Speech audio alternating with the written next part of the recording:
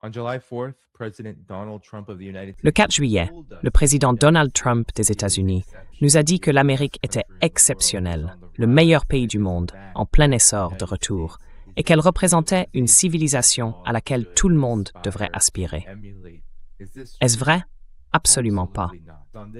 En ce 4 juillet, ce que nous devrions faire, c'est regarder la réalité en face.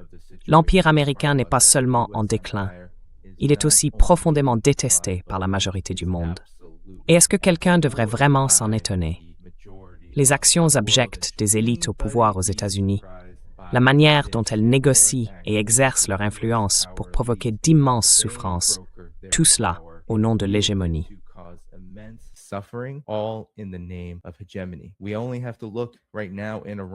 Il suffit de regarder en ce moment du côté de l'Iran, où plus de 20 millions de personnes sont descendues dans les rues du pays pour pleurer leurs dirigeants assassinés, l'ayatollah Ali Khamenei, ainsi que des dizaines d'autres responsables iraniens tués pendant la guerre de 37 jours déclenchée, au final, par les États-Unis et Israël. Des milliers d'Iraniens ont aussi perdu la vie dans ce conflit, dont plus de 168 enfants lors de la frappe sur l'école Manav le 28 février, menée avec un missile Tomahawk américain. Les incursions israéliennes au Liban, les frappes incessantes contre le peuple libanais relèvent d'un génocide, et les États-Unis ont soutenu tout cela du début à la fin. Il en va de même pour le génocide à Gaza, contre lequel tant de gens ont manifesté ces dernières années, conséquence directe de la politique étrangère américaine.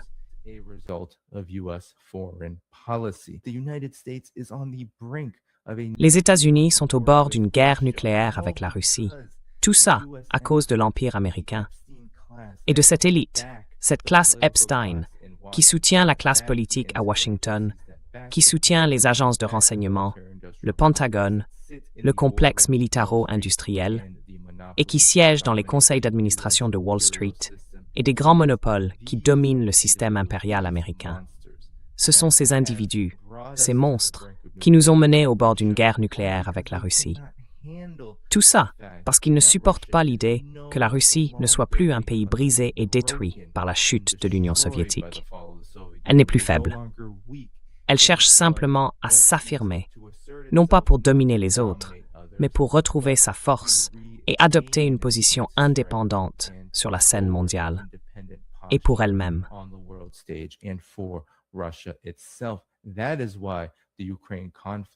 C'est pour ça que le conflit en Ukraine a commencé. C'est pour ça qu'en 2014, les États-Unis et l'OTAN ont soutenu de véritables nazis pour prendre le pouvoir en Ukraine. Et c'est pour ça que la Russie continue de mener cette guerre et avance vers la victoire. Mais plus la Russie se rapproche de la victoire, plus on voit de menaces contre elle. On voit de plus en plus d'avertissements américains adressés à la Pologne, disant que la Russie va l'attaquer. On voit aussi que l'Ukraine reçoit certains types de technologies, de drones et de missiles pour frapper en profondeur sur le territoire russe. Et on voit l'OTAN sous les dictats américains, l'Europe aussi sous les dictats américains, devenir de plus en plus agressive à l'approche du soi-disant sommet de l'OTAN qui doit se tenir dans quelques jours.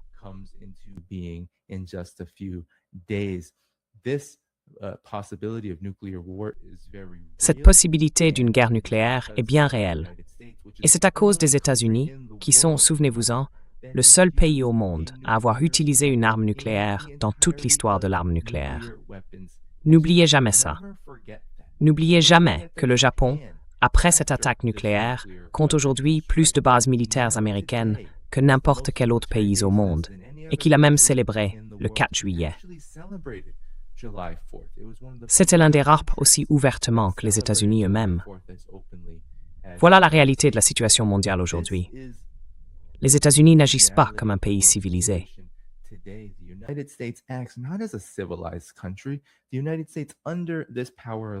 Les États-Unis, sous le contrôle de cette élite du pouvoir, cette classe Epstein, se comportent comme un pays barbare, cherchant à détruire la vie de millions de personnes partout dans le monde. Et tout ça, pourquoi?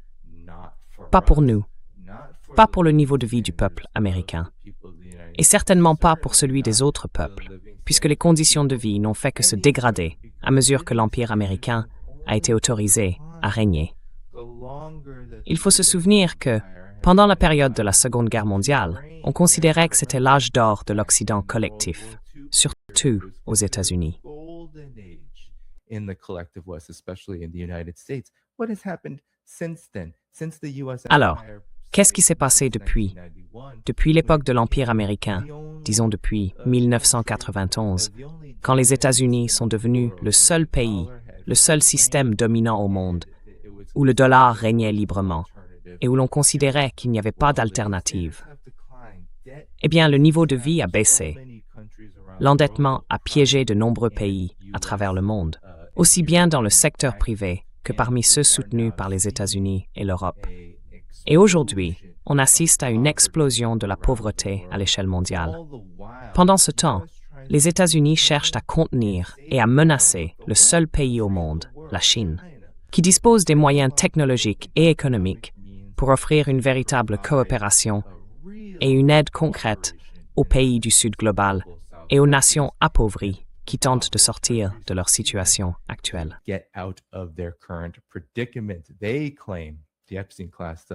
Ils affirment, le camp Epstein en tout cas, que la Chine serait le piège de la dette, que c'est elle qui chercherait à s'étendre.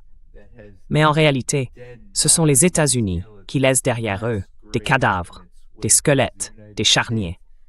Ce sont les États-Unis qui ont une histoire de véritable génocide, pas seulement sur leur propre territoire à l'époque de leur fondation, pas seulement contre les peuples autochtones, pas seulement contre les populations réduites en esclavage pendant la période de l'esclavage, mais aussi après.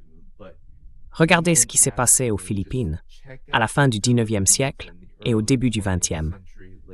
Regardez le Vietnam, regardez la Corée. Ce sont des génocides documentés. Et on peut aussi dire que tuer plus de 500 000 Irakiens uniquement à cause des sanctions, ce que Madeleine Albright, alors secrétaire d'État américaine, avait jugé justifié au début des années 90, c'est aussi un crime de cette ampleur. In the early 1990s, we could say that that's genocide as well. So is this something that we should be proud of? Should we take Donald Trump's word for it, or should we get angry? And I think the answer is we should be angry. Now, the current situation in the world has huge ramifications for what is happening in the United States. The U.S. is consistently going down the road of a declining empire. It is political chaos inside. La classe politique américaine est incapable de répondre aux besoins du peuple. Et ce peuple continue de souffrir, sous pression, dans des conditions absolument désastreuses, en essayant de comprendre comment affronter ces problèmes par lui-même. Et ça n'a pas été facile. Mais la réalité, c'est que le temps est en train de s'épuiser.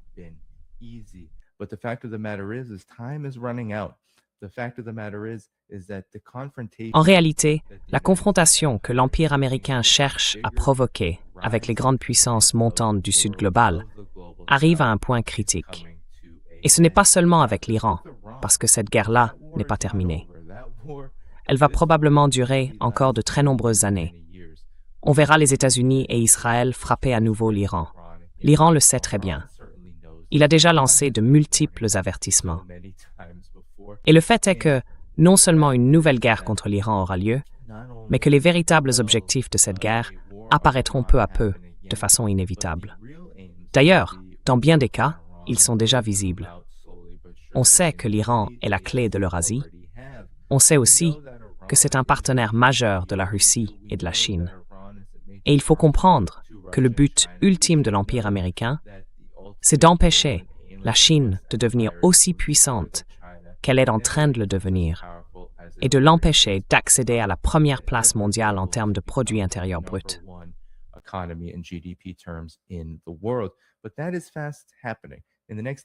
Mais ça, c'est en train d'arriver très vite.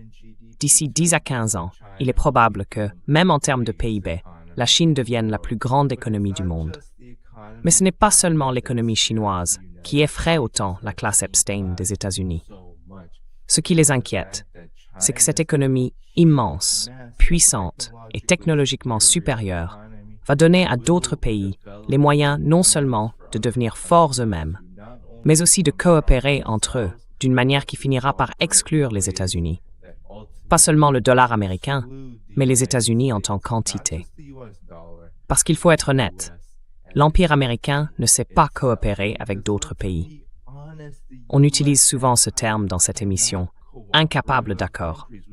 Les États-Unis ne sont pas capables de coopérer avec les autres nations.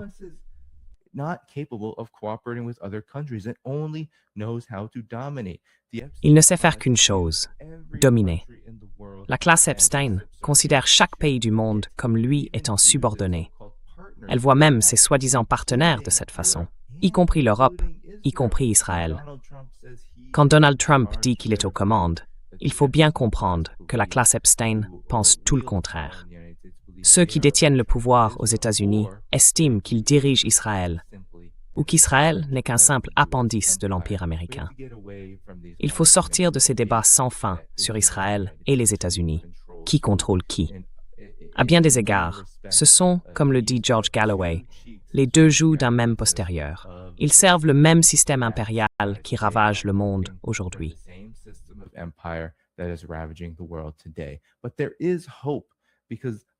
Mais il y a de l'espoir, parce que plus les États-Unis déclinent, plus ils deviennent violents. Et plus ils deviennent violents, plus le reste du monde cherche une alternative. En ce 4 juillet, on voit de vraies initiatives pour la liberté, des gens qui agissent pour améliorer leur situation, un peu partout dans le monde. Les réformes de Cuba face au blocus américain ont été critiquées par ces gauchistes arrogants et ces personnalités arrogantes des réseaux sociaux, qui y voient une tentative de détruire le projet socialiste cubain.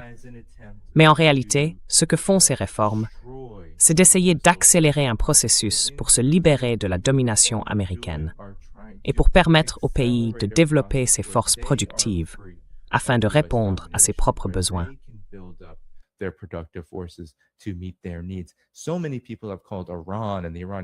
Beaucoup de gens ont traité l'Iran, le gouvernement iranien et tout ce qui s'y rattache de traîtres à leur propre cause, simplement parce qu'ils discutent maintenant avec les États-Unis des concessions prévues dans le mémorandum d'accord. Mais soyons clairs, si l'Iran peut obtenir des concessions de la part des États-Unis, même petites ou temporaires, comme la levée des sanctions sur le pétrole, cela profitera au peuple iranien. Et le gouvernement iranien a tout à fait le droit de faire ce qui est dans l'intérêt de son peuple. Est-ce que cela veut dire que Cuba renonce à son propre processus souverain de développement? Non. Est-ce que cela veut dire que le gouvernement iranien renonce à son engagement envers le peuple iranien, à la protection de ses intérêts, ou à sa défense face à l'agression des États-Unis et d'Israël? Non plus. Il faut qu'on arrête de penser en termes de tout ou rien, ou de logique schmique absolue.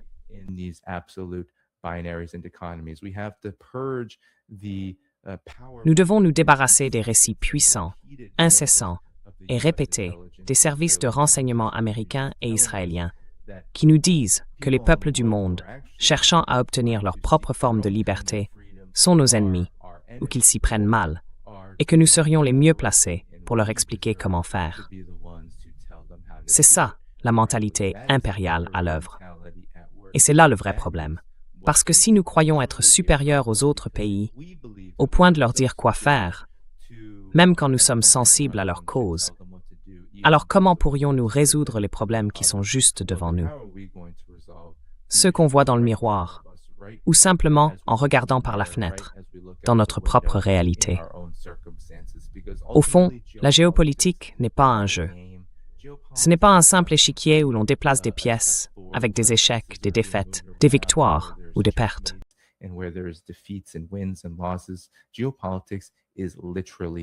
La géopolitique, c'est littéralement la vie. La géopolitique, c'est respirer. C'est l'air qu'on respire. C'est tout ce qu'on fait. C'est la lutte des classes à l'échelle mondiale. Et il faut rester vigilant. Parce qu'en ce 4 juillet, quand l'administration Trump et Donald Trump lui-même essayent de nous asperger, de nous inonder avec l'acide de l'exceptionnalisme américain, il faut qu'on s'arme de quelque chose de bien plus puissant. Et cette chose, c'est la connaissance, c'est la conscience, c'est la compréhension de la façon dont le monde fonctionne vraiment et du rôle réel de l'Empire américain à l'intérieur de tout ça. Alors, pour être honnête, je ne fais pas souvent de monologues. De temps en temps, je fais des émissions en solo, mais parfois je dois venir ici pour vous dire ce que je ressens vraiment, surtout un jour comme celui-ci. Parce que vous savez, même si le peuple américain, les Occidentaux en général, la grande majorité d'entre eux, n'ont aucun rôle direct dans la manière dont l'Empire américain agit.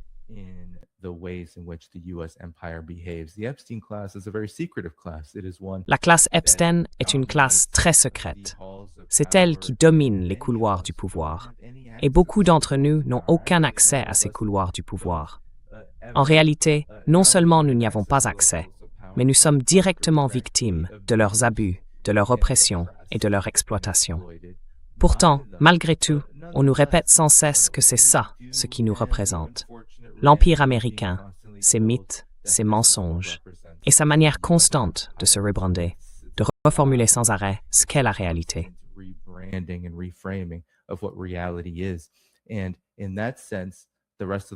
Et en ce sens, le reste du monde regarde les gens aux États-Unis d'une manière différente, comme s'ils portaient une part de responsabilité dans les actions de leur gouvernement.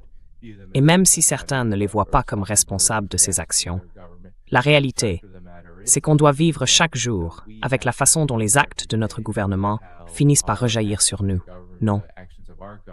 Et ça mène à quoi? À la culpabilité. Mais ne soyez pas coupables.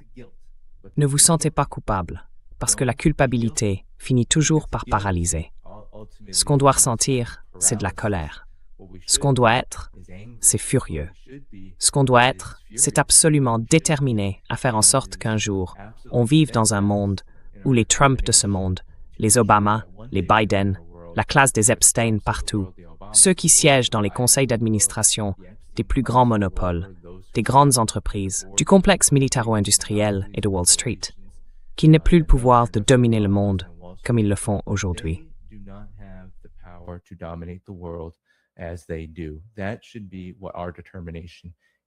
C'est ça qui doit guider notre détermination.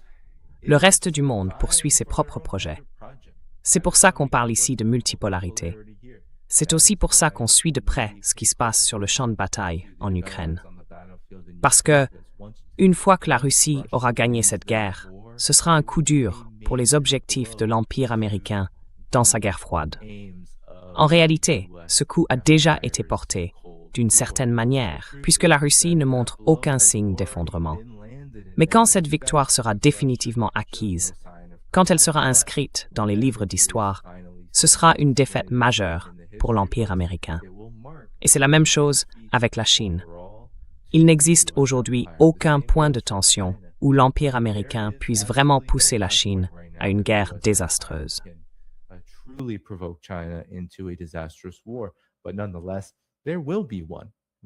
Mais malgré tout, il y en aura un. Il faut bien comprendre que la classe Epstein n'est pas rationnelle et qu'elle ne compte pas abandonner son pouvoir de manière volontaire ou pacifique. La Chine, elle, va certainement renforcer son influence de façon pacifique à partir de maintenant. Son développement technologique, son développement économique et ses initiatives en politique étrangère ne reposent pas sur les objectifs, les idéaux ou les comportements de l'Empire américain. Ils reposent sur toute autre chose, sur des principes comme la coopération mutuelle et sur l'idée que la politique étrangère et le développement ne sont pas un jeu à somme nulle. Ce sont des domaines qu'il faut construire ensemble.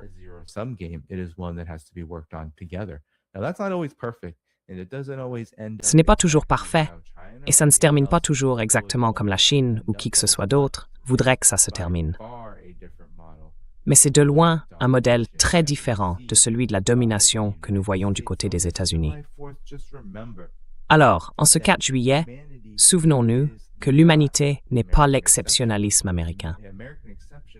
L'exceptionnalisme américain n'est même pas possible tant que l'Empire américain peut encore dicter ce que signifie vraiment être l'Amérique. Nous devons faire face à l'histoire. Nous devons faire face à la réalité. Nous devons affronter la véritable situation du moment présent. state of the present situation, and that is that the U.S. empire, the Ce que je veux dire, c'est que l'Empire américain, la classe Epstein, ces individus super riches, corrompus et absolument répugnants, dont certains se comptent sur les doigts d'une main, espèrent que l'effondrement de leur empire leur apportera encore plus de richesses à court terme et une sorte de porte de sortie à long terme. Et qu'est-ce que je veux dire par là?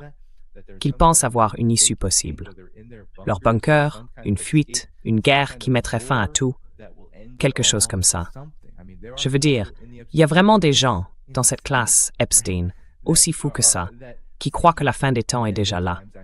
Et ils essayent de tout rafler, de tout prendre, en nous laissant absolument rien. C'est ça, le combat dans lequel l'humanité se trouve aujourd'hui. This is the struggle that humanity finds itself in right now. And on this July 4th, especially for my viewers in the United En States, ce 4 juillet, surtout pour mes spectateurs aux États-Unis, mais en réalité pour tous ceux qui m'écoutent dans ce qu'on appelle l'Occident collectif, et même ailleurs, comprenez bien une chose, on ne s'en sortira que tous ensemble. On ne s'en sortira qu'en se soutenant les uns les autres. On ne s'en sortira pas par le nihilisme, ni par le désespoir, mais par l'optimisme. Un optimisme fondé sur un vrai changement de comportement et sur des actions qui reflètent les valeurs que nous voulons vraiment incarner. Souvent, j'invite mon ami Brian Berletic dans l'émission et il dit qu'il faut investir dans un monde multipolaire. Mais comment faire concrètement? Parce que c'est difficile, avec la situation monétaire, les inégalités économiques et tout ce qui existe pour ceux qui vivent en Occident, d'investir simplement dans la multipolarité.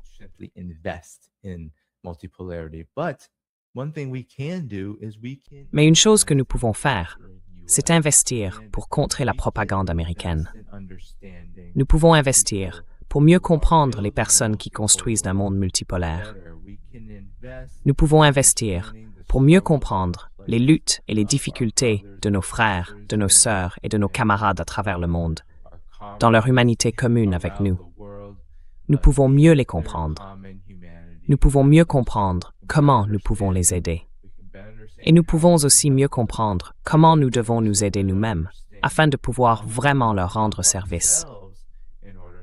Parce qu'en vérité, quand plus de la moitié de la population aux États-Unis gagne moins de 30 000 $ par an, quand il y a des milliers de milliards de dollars de dettes étudiantes, de dettes médicales,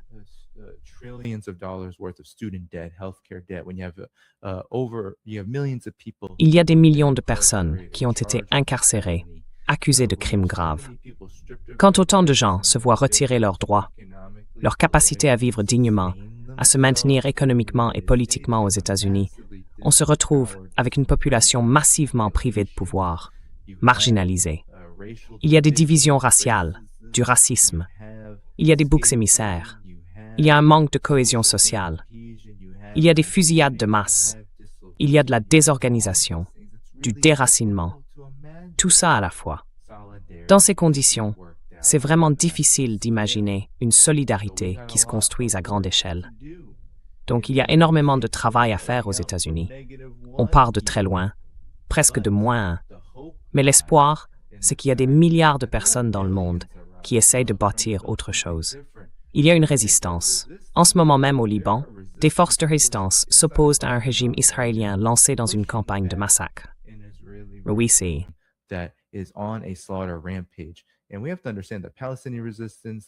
Et il faut comprendre que la résistance palestinienne, la résistance libanaise et plus largement tout l'axe de la résistance ont remporté d'immenses succès au cours de ces un peu plus de 3 années qui viennent de s'achever. Le fait que l'Iran ait réussi à repousser les régimes américains et israéliens, c'est une victoire réelle.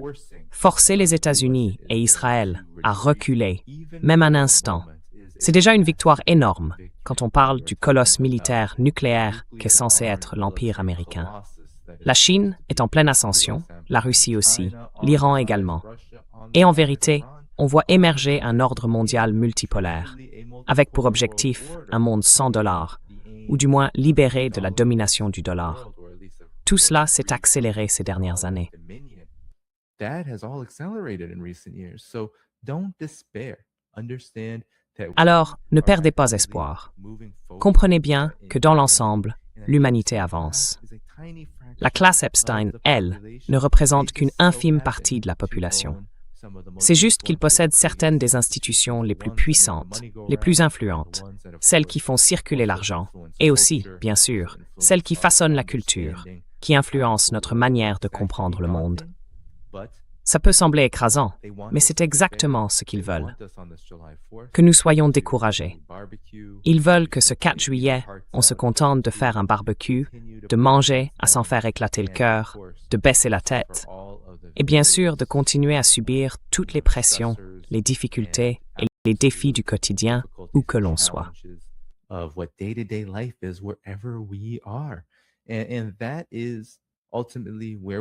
Et c'est là, au fond, qu'il va falloir qu'on se reconnecte aux autres. Il va falloir qu'on arrête de passer devant les sans-abri dans les rues des villes américaines en les méprisant. Il va falloir qu'on arrête de faire des migrants des boucs émissaires. Il va falloir qu'on arrête de voir les personnes qui ont été incarcérées uniquement comme des prisonniers. Il va falloir qu'on arrête de considérer ceux qui gagnent moins d'argent comme des pauvres sans valeur. Il va falloir qu'on arrête de voir les personnes atteintes de troubles mentaux comme des fardeaux pour la société. Il va falloir qu'on arrête de regarder les gens du reste du monde comme des ennemis potentiels. Tout est lié, vraiment. Tout est lié.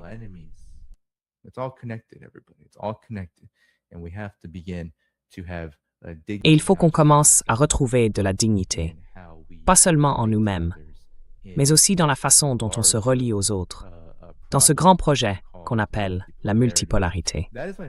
C'est le message que je veux vous transmettre en ce 4 juillet. J'espère que vous prendrez un moment pour réfléchir à ce que tout cela signifie. J'espère aussi que vous êtes bien attachés, parce que le voyage s'annonce mouvementé.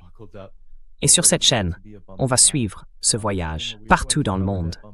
C'est un projet de longue haleine, et je tiens à remercier chacun d'entre vous de m'aider à le rendre durable, pour que je puisse continuer à vous faire passer ce genre de message à vous et à un public plus large. À la prochaine, tout le monde. Paix à vous. Until next time, everyone.